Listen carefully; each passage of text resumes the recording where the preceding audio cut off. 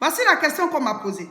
Servant de Dieu, la sanctification, c'est le fait de ne pas avoir des rapports sexuels en dehors du mariage ou alors le fait de ne pas tromper son conjoint ou sa conjointe et d'être réglé vraiment sexuellement concernant la Bible. C'est ça la sanctification, non? Alors j'ai répondu à la personne, oui, c'est juste une partie de la sanctification. Parce que souvent, on met beaucoup plus l'accent sur le sexe parce que les gens ils commettent beaucoup de péchés de ce côté. Mais il n'y a pas que seulement les péchés sexuels, il y en a aussi d'autres. Donc, nous allons lire dans Galates chapitre 5 à partir du verset 19. Quand je donne les passages bibliques comme ça, il faut suivre avec moi. Soit vous mettez pause, vous allez chercher vos Bibles ou bien vous notez les passages et puis après vous les lisez. C'est important que nous puissions tous grandir dans la foi à partir de la parole de Dieu. Et donc, Galates 5, à partir du verset 19. Or, les œuvres de la chair sont évidentes. Ce sont la débauche, l'impureté, le dérèglement. Ils ont commencé par ça. L'idolâtrie, la magie, les rivalités, les querelles, les jalousies, les animosités, les disputes, les divisions, les sectes, l'envie, l'ivrognerie, les excès de table et toutes les choses semblables. Je vous dis d'avance, comme je l'ai déjà dit, que ceux qui commettent de telles choses n'hériteront point le royaume de Dieu. Voilà. Donc, il y a plusieurs, tous les péchés que nous commettons, tout ce que nous faisons qui n'est pas bon. Souvent, certaines personnes disent, mais je ne connais pas tout ce qui est écrit dans la Bible, je ne sais pas ce qu'il faut faire, ce qu'il ne faut pas faire. Notre conscience même déjà, quand tu fais quelque chose, quand tu voles, tu n'as même pas besoin qu'on te lise la Bible, tu sais que ça, c'est pas bon. Quand tu mens, tu n'as même pas besoin qu'on te lise la Bible, tu sais que ça, c'est pas bon. Donc, d'abord, notre conscience même peut nous aider. La Bible dit dans Hébreux chapitre 12 au verset 14, « Recherchez la paix avec tous et la sanctification sans laquelle nul ne verra Dieu. » Bon, souvent les gens disent, mais sanctification, c'est comment ça se passe? Je vais vous donner des exemples, des images pour que vous puissiez comprendre. D'abord, Jean chapitre 3. Nicodème, il est allé voir Jésus. Et dans leur causerie, Jésus lui a dit, Nicodème, si un homme n'est né de nouveau, il ne peut voir le royaume de Dieu. Ça, c'est la nouvelle naissance. Ça veut dire quoi? Que tu dois mourir à la vie de ce monde, qui est une vie de péché, une vie de tout ce que je viens de citer, que je viens de lire dans la Bible, une vie de débauche, une vie de dérèglement, tout ce qui n'est pas bon, nous souille et ça nous éloigne de Dieu. Donc tu dois mourir à cette vie, ça veut dire décider de changer de comportement, te repentir, voilà. Et donc, tu nais de nouveau, tu nais maintenant dans la vie de Dieu. Tout ce qui est né est bébé, tout ce qui est né est enfant. Donc maintenant, tu rentres dans le processus de croissance spirituelle. Donc chaque jour, tu dois lire la parole qui est notre nourriture. La Bible dit que l'homme ne se nourrira pas seulement de pain, voilà, de nourriture physique, mais de toute parole qui sort de la bouche de Dieu. Donc chaque matin, tu dois prendre ton pain quotidien en lisant la parole, ou bien chaque soir, ou bien dans la journée, c'est à toi de choisir ton moment de méditation. Vous voyez, donc quand tu lis comme ça, tu es en train de nourrir ton âme. Et quand tu lis, tu dois te décider à obéir. Quand tu écoutes aussi les enseignements, quand tu vas à l'église, en tout cas, chaque fois que tu reçois tout ce qui est de Dieu, tu dois obéir. Et l'enseignement, on le reçoit, si on n'obéit pas à ça, si on ne l'applique pas, ça ne sert à rien. La connaissance ne sert à rien si ce n'est pas appliqué. Donc, on reçoit l'enseignement, c'est pour appliquer cela à notre vie. Donc, c'est ça qui te fait grandir. Ça te fait passer d'un point à un autre. Donc, au fur et à mesure, on voit que la nature de Christ se voit en toi. Voilà, donc c'est ça le processus là.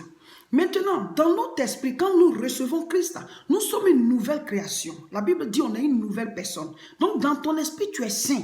Mais en réalité, tu continues de faire certaines choses. Donc c'est le passage de cette sainteté que tu as acquise dans ton esprit, dans ton comportement de tous les jours. C'est ce processus qui est la sanctification. Sinon, dans ton esprit, tu es déjà saint. Donc la parole que tu as reçue qui t'a sanctifié doit maintenant être réelle dans ta vie de tous les jours. Qu'est-ce que Jésus a dit à la Samaritaine?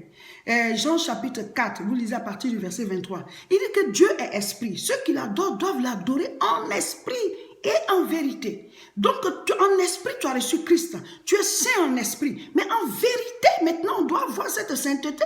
Mais tu dis que tu es saint en esprit. Mais tu continues de mentir. Tu continues de voler. Tu continues de commettre l'impudicité, l'adultère. Tu fais les excès de table. Excès de table, ça veut dire qu'il y a des gens qui mangent, ils sont rassasiés, mais continuent de manger. C'est ça les excès de table. L'ivrognerie, des excès, en toutes sortes d'excès. Mais tu es dans le péché. Alors, qu'est-ce que la sanctification? Je vais vous donner un exemple pour que vous puissiez voir une image. Alors, c'est comme une maison qui est habitée par quelqu'un. Et ce dernier déménage, il quitte la maison et un autre vient occuper la même maison. Les visiteurs, les connaissances, les amis, les parents de celui qui a déménagé, s'ils ne savent pas que le gars il est parti, ils vont toujours venir frapper à la porte. Si par exemple le gars il s'appelait Richard, ils vont dire Richard, on veut voir Richard, on veut voir Richard. Le nouveau locataire doit dire non, non, non, Richard lui n'habite plus ici, maintenant c'est moi. Donc les anciens, les visiteurs de l'ancien locataire, ils vont finir par se rendre compte au fur et à mesure que ben, Richard il n'est plus là. C'est pareil, vous voyez, quand tu acceptes Jésus-Christ, l'ancienne nature est morte. La personne qui était dans ce corps, elle n'est plus là. Il y a une nouvelle nature qui est née avec Dieu. C'est ça la nouvelle naissance. C'est comme dans le jardin d'Éden, quand Adam et Ève ont péché là. Dieu a dit, si vous mangez le fruit, vous allez mourir. Mais quand ils ont mangé, ils ne sont pas morts. Ils se sont vus nus. Ça veut dire quoi? Que la nature spirituelle qu'ils avaient est morte et la nature charnelle a pris le dessus. Donc c'est le processus contraire qui se passe quand on accepte Jésus. Quand on accepte Jésus, on est mort à la nature charnelle. Vous voyez? Et on est à la nature de Dieu. Maintenant, avant tu mentais, avant tu volais, avant tu trichais, tes anciens visiteurs là, ils vont toujours venir frapper à la porte. Est-ce que Richard est là? Donc la colère va continuer de te tenter, tu vois. Si tu commettais l'adultère, l'adultère va te tenter. Si tu te masturbais, ça va te tenter. Mais chaque fois que la tentation vient, toi tu dois dire, Richard est mort. Maintenant, c'est Jésus qui vit dans ce corps. Jésus ne se masturbe pas. Jésus ne ment pas. Jésus ne triche pas. Tu dois dire, chaque fois que la tentation vient, tu dois dire, ce n'est plus moi qui vis, c'est Christ qui vit en moi. Ceux-là, ce sont les visiteurs de l'ancien locataire de cette maison. Vous me voyez comme ça, c'est une nouvelle personne. C'est quelqu'un d'autre qui est là. Jusqu'à ce que chaque visiteur, chaque connaissance de l'ancien locataire se rende compte que ici, là, ce n'est plus Richard, c'est une nouvelle personne. C'est une nouvelle personne. Et la Bible dit quoi? Résister au diable, il fuira loin de vous. Quand chaque fois que tu es tenté et que tu résistes, finalement, toutes ces tentations vont prendre fin. Et tu rentres dans cette vie de relation permanente et profonde avec Dieu. Et c'est là qu'il y a l'abondance. Jésus il dit quoi? Je suis la porte. Si quelqu'un entre par moi, il entrera et il trouvera de verts pâturages. Plusieurs personnes sont à la porte. Elles ne rentrent pas réellement. Donc, tu ne trouves jamais les verts pâturages. Vous ne savez pas que quand le Saint-Esprit naît la vie de Dieu en toi, devant, il y a le fruit de l'Esprit. La paix, la joie, le bonheur, la prospérité, l'amour, la grâce, toutes ces choses-là, ce sont les verts pâturages. Jésus a dit quoi?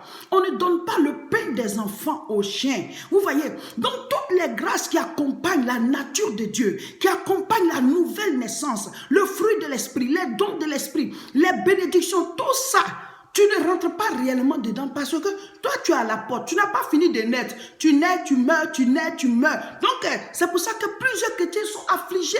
Ils ont plein de problèmes parce que le vent du monde les souffle. Le vent de Dieu les souffle un peu. Avance, meurs à ce monde et décide de vivre la vie de Dieu par la sanctification. Tu es saint dans ton esprit, mais réellement tu dois être saint. Et ça, c'est le processus de tous les jours. Ça ne va pas prendre fin que tu vas dire non au péché. Non. La Bible dit quoi? Jésus dit, si quelqu'un veut me suivre, qu'il renonce à lui-même, qu'il se charge de sa croix chaque jour, tous les jours, et qu'il me suive.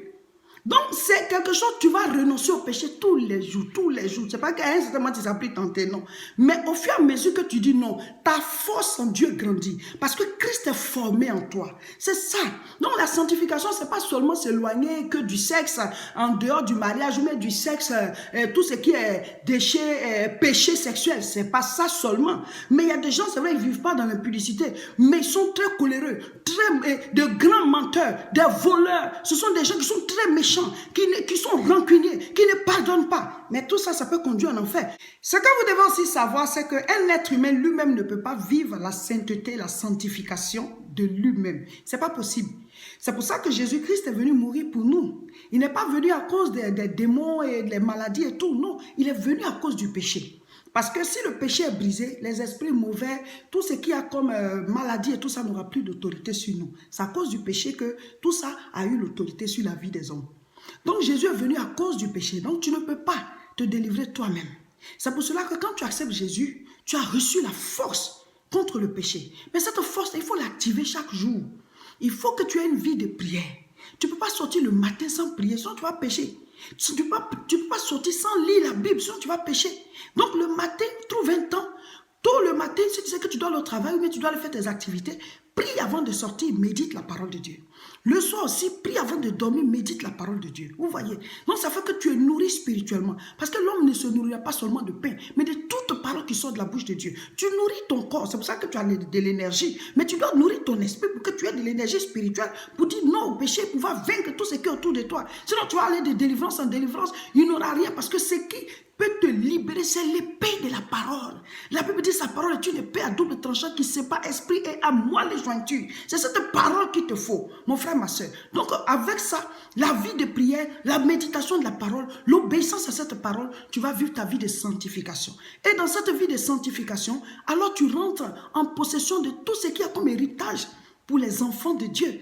Tu ne profites pas de ton héritage parce que dans le fond, tu n'es pas réellement dans la maison du Seigneur. Tu es à la porte. Donc le vent du monde te souffle, le vent de l'église aussi, de la maison de Dieu te souffle, et puis tu es au milieu là. Tu as dit, tu es tiède, ni chaud ni froid. Voilà, chers frères et sœurs, je vous ai parlé de la sanctification. Si vous avez des questions encore, vous pouvez les mettre en commentaire et allons-y jusqu'au bout dans notre mouvement, devenir un vrai chrétien. Oui, ce n'est pas moi qui choisis qui va rentrer au ciel parce que tout ce que je dis là, moi aussi je dois appliquer. J'ai l'habitude de le dire, Dieu n'a pas de chouchou. Tout ce qu'on dit, tout ce qui est écrit, chacun de nous doit appliquer parce que devant Dieu, on est tous égaux. Il ne fait pas de favoritisme. C'est celui qui applique la parole qui sera sauvé. Nous avons accepté Jésus-Christ, vivons la vie chrétienne réelle. Vous avez l'habitude de dire, servant de Dieu, tes enseignements nous édifient, tu fais un bon boulot. Mon frère, ma soeur, ce sont des gens qui ont soutenu et nous avons acheté l'appareil. Ce sont des gens aussi qui ont soutenu pour que nous puissions payer la connexion chaque mois. Donc, certains ont donné et toi, tu nous reçois et tu arrives à recevoir ces enseignements. Toi aussi, tu dois donner pour que d'autres puissent recevoir les enseignements. Alors, tous ceux qui disent, servant de Dieu, on aimerait soutenir le ministère, on a lancé l'alliance mensuelle. Quand il y a un besoin spécifique, nous lançons l'appel. Mais il y a des besoins réguliers. Chaque fois, pour que nous puissions aller sur le terrain, évangéliser, imprimer les prospectus et tout ça, il y a beaucoup de choses à faire. Pour que d'autres autour de nous, aussi, au niveau de l'église que nous dirigeons, dans le nord de la France, où les gens ne sont pas encore gagnés au Seigneur, il y a un grand travail à faire. Et tout ministère, toute œuvre divine a besoin d'un soutien financier.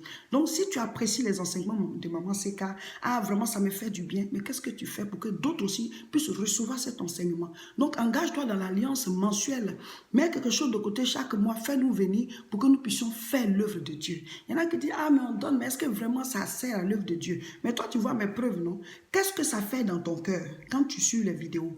Et qui a fait pour que toi, tu reçoives les vidéos? Donc, les preuves sont là. Quand tu vas sur ma page, ce n'est pas une vidéo, 2 vidéos, c'est des centaines de vidéos. Moi, je prends mon temps, je viens m'asseoir, c'est déjà une preuve. C'est pas, je ne suis pas en train de plaisanter, ce que je suis en train de vous dire là, c'est la parole de Dieu, c'est pas que je raconte ma vie. Donc, les preuves sont là, mais autour de nous, il y en a aussi qui ont besoin. Mais il faut de l'argent pour qu'on puisse faire, imprimer tout ce qu'on imprime et puis on partage, et puis on va de lieu en lieu, on partage des choses. Mais il y a des choses qu'on fait ici, on a besoin de soutien financier. Donc, quand on lance l'appel comme ça, c'est pas tout le monde. Hein. Si tu n'es pas intéressé, ne pose pas un commentaire qui peut peser contre toi devant le trône de Dieu. Parce que nous, on sert Dieu sincèrement. Donc, si tu as envie de donner, tu donnes. Si tu ne veux pas donner, tu passes. Mais ne pose pas un commentaire avec ce bon enseignement qu'on a donné pour venir nous insulter. Non. Donc, mon frère, ma soeur, la Bible dit, nous devons tous nous mettre la main à la pâte pour faire l'œuvre de Dieu. On n'est pas tous appelés à prêcher. Quelle est ta part? Appelle-nous à ce numéro pour faire partie de ceux-là qui vont soutenir chaque mois ce ministère pour que les gens soient gagnés. Devant le Seigneur, on aura tous la même couronne. Parce que moi qui ai prêché, toi qui as donné, tous ceux qui ont été sauvés, on a la même couronne. C'est comme ça que Dieu fait. Il n'est pas injuste.